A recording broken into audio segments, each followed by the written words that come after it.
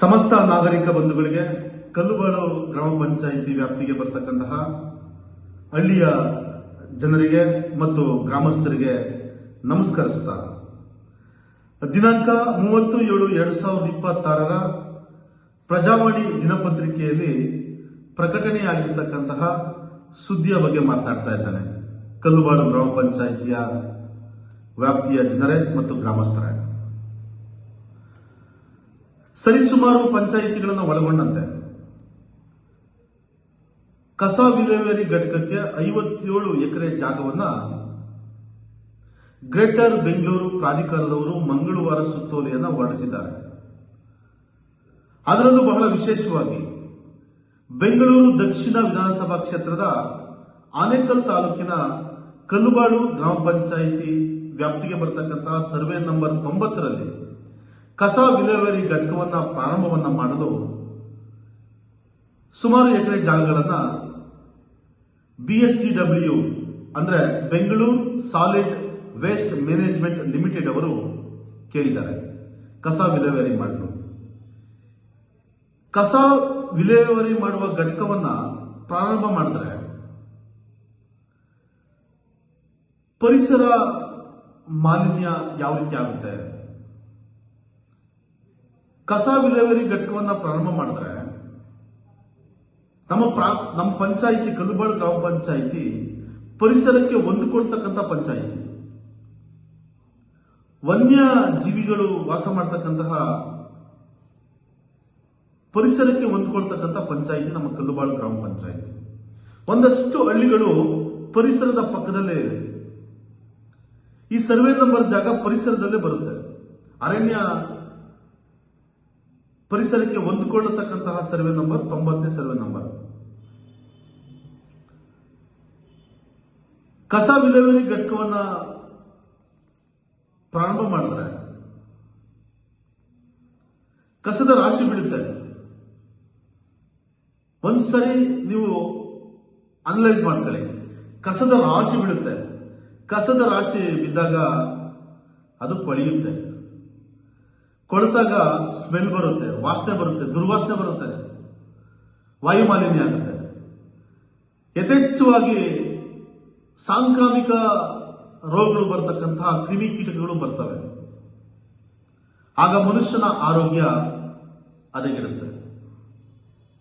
ಕಲ್ಲುಬಾಳು ಗ್ರಾಮ ಪಂಚಾಯಿತಿ ವ್ಯಾಪ್ತಿಗೆ ಬರ್ತಕ್ಕಂತಹ ಬೊಮ್ಮನಹಳ್ಳಿ, ಮಂಚನಹಳ್ಳಿ, ಸ್ವಾಮಿ ವಿವೇಕಾನಂದ ಕೇಂದ್ರ ಆಶ್ರಮ, ಗಿಡ್ಡೇನಹಳ್ಳಿ, ಕಲ್ಲುಬಾಳು, ಮಾಂತಲಿಂಗಾಪುರ, ಬುಕ್ಕಸಾಗರ, ಯಲ್ಲಮ್ಮನದೊಡ್ಡಿ, ಪೂಜಿಗನಪಾಳ್ಯ, ಕಸುವಿನಕುಂಟೆ, ಕೃಷ್ಣದೊಡ್ಡಿ,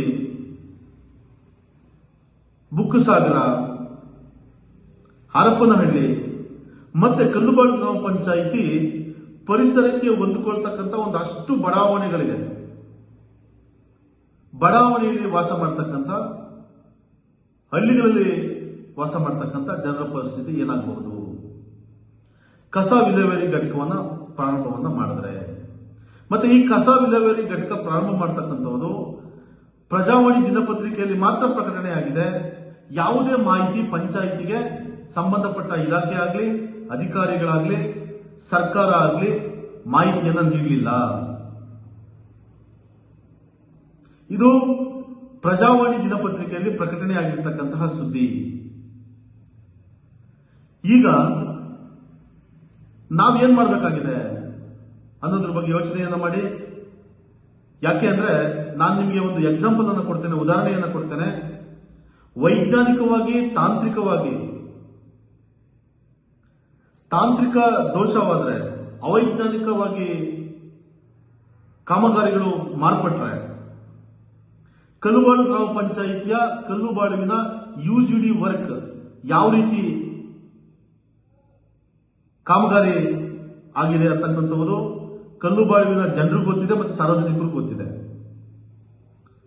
ಅವೈಜ್ಞಾನಿಕವಾಗಿ ಮಾಡಿರೋದ್ರಿಂದ ತಂತ್ರಜ್ಞಾನವನ್ನು ಅಳವಡಿಸಲಿಲ್ಲ. ಆದ್ದರಿಂದ CSR ಫಂಡ್ ಅಲ್ಲಿ ಒಂದು ಬ್ಯೂಟಿಫುಲ್ ಕೆರೆಯನ್ನು ಅಭಿವೃದ್ಧಿ ಮಾಡಿದ್ದಾರೆ. ಆದ್ರೆ ಆ ಕೆರೆಯಲ್ಲಿ ವಾಕ್ ಮಾಡ್ತಕ್ಕಂಥ ಜನರು ಮೂಗನ್ನು ಮುಚ್ಚಿಕೊಂಡು ವಾಕ್ ಮಾಡ್ತಾರೆ ದುರ್ವಾಸನೆಗೆ. ಅಂತಹ ಪರಿಸ್ಥಿತಿ ಕಲ್ಲುಬಾಳು ಗ್ರಾಮ ಪಂಚಾಯಿತಿಯ ವ್ಯಾಪ್ತಿಗೆ ಬರತಕ್ಕಂತಹ ಗ್ರಾಮಸ್ಥರಿಗೆ, ಹಳ್ಳಿಯ ಜನರಿಗೆ ಬರಬಾರದು ಅನ್ನೋ ಉದ್ದೇಶದಿಂದ ಈ ವಿಡಿಯೋವನ್ನು ಮಾಡ್ತಾ ಇದ್ದೇನೆ. ಮತ್ತು ವಿಶ್ವವೇ ಮೆಚ್ಚುವಂತಹ ವನ್ಯಜೀವಿಗಳ ತಾಣ ಬನ್ನೇರುಘಟ್ಟ ವನ್ಯಜೀವಿಗಳ ತಾಣ ನಮ್ಮ ಪಂಚಾಯಿತಿ ಕಲ್ಲುಬಾಳು ಗ್ರಾಮ ಪಂಚಾಯಿತಿಗೆ ಹೊಂದಿಕೊಳ್ಳೋ ರೀತಿಯಲ್ಲಿ ಇದೆ. ವನ್ಯಜೀವಿಗಳ ಪರಿಸ್ಥಿತಿ ಏನಾಗಬಹುದು ಅನ್ನೋದ್ರ ಬಗ್ಗೆ ಯೋಚನೆಯನ್ನ ಮಾಡಬೇಕಾಗಿದೆ. ಇವತ್ತು ಅಧಿಕಾರಿಗಳು, ಸಂಬಂಧಪಟ್ಟಂತಹ ಇಲಾಖೆಯವರು ಮತ್ತು ಸರ್ಕಾರ. ಸ್ನೇಹಿತರೆ, ಬಂಧುಗಳೇ, ಕಲ್ಲುಬಾಳು ಗ್ರಾಮ ಪಂಚಾಯಿತಿಯ ಸಮಸ್ತ ನಾಗರಿಕ ಬಂಧುಗಳೇ, ಗ್ರಾಮಸ್ಥರೇ, ಹಳ್ಳಿಯ ಜನರೇ, ಕಸ ವಿಲೇವಾರಿ ಘಟಕವನ್ನು ಪ್ರಾರಂಭ ಮಾಡಿದ್ರೆ ಎಂತಹ ಪರಿಸ್ಥಿತಿಯನ್ನು ನಾವು ಎದುರಿಸಬಹುದು ಅಂತಕ್ಕಂಥದ್ದು ತಾವೆಲ್ಲರೂ ಕೂಡ ಮನವರಿಕೆಯನ್ನು ಮಾಡಿಕೊಂಡು ಸಂಬಂಧಪಟ್ಟ ಇಲಾಖೆಗೆ, ಅಧಿಕಾರಿಗಳಿಗೆ ನಾವು ಮನವಿಯನ್ನು ಮಾಡಿಕೊಳ್ಳೋಣ. ಯಾವುದೇ ಕಾರಣಕ್ಕೂ ನಾವು ಸಹ ಕಲ್ಲುಬಾಳು ಗ್ರಾಮ ಪಂಚಾಯಿತಿ ವ್ಯಾಪ್ತಿಗೆ ಬರ್ತಕ್ಕಂತಹ ಯಾವುದೇ ಸರ್ವೆ ನಂಬರ್ ಆಗಿರಬಹುದು, ಯಾಕೆಂದ್ರೆ ನಮ್ಮ ಪಂಚಾಯಿತಿ ಪರಿಸರಕ್ಕೆ ಹೊಂದಿಕೊಂಡಿದೆ. ಮತ್ತೆ ಅನೇಕ ಜನರು ತಮ್ಮ ಜೀವನ ಉಪಯೋಗಕ್ಕಾಗಿ ದನ, ಹಸು, ಕರುಗಳನ್ನ ಮೇಯಿಸ್ಕೊಳ್ತಾ ಇದ್ದಾರೆ. ರೈತಾಪಿ ವರ್ಗದ ಜನರು ಇದ್ದಾರೆ. ಕಸ ವಿಲೇವಾರಿ ಘಟಕವನ್ನು ಪ್ರಾರಂಭ ಮಾಡಿದ್ರೆ ಎಂತಹ ಪರಿಸ್ಥಿತಿಯನ್ನು ನಾವು ಎದುರಿಸಬೇಕಾಗ್ತದೆ ಅನ್ನೋದನ್ನ ಯೋಚನೆಯನ್ನು ಮಾಡ್ತಾ ಸಂಬಂಧಪಟ್ಟ ಇಲಾಖೆಗೆ ತಾವೆಲ್ಲರೂ ಕೂಡ ಮನವಿಯನ್ನು ಮಾಡ್ಕೊಳ್ಳಿ. ಪರಿಸರವನ್ನು ಉಳಿಸಿ, ಮನುಷ್ಯನ ಆರೋಗ್ಯವನ್ನು ಉಳಿಸಿ ಅಂತ ಹೇಳ್ತಾ ಈ ಸಂದರ್ಭದಲ್ಲಿ ತಮ್ಮೆಲ್ಲರ ಕೈ ಮುಗಿದು ಕೇಳ್ಕೊಳ್ತಾ ಇದ್ದೇನೆ. ಎಲ್ಲರಿಗೂ ನಮಸ್ಕಾರ.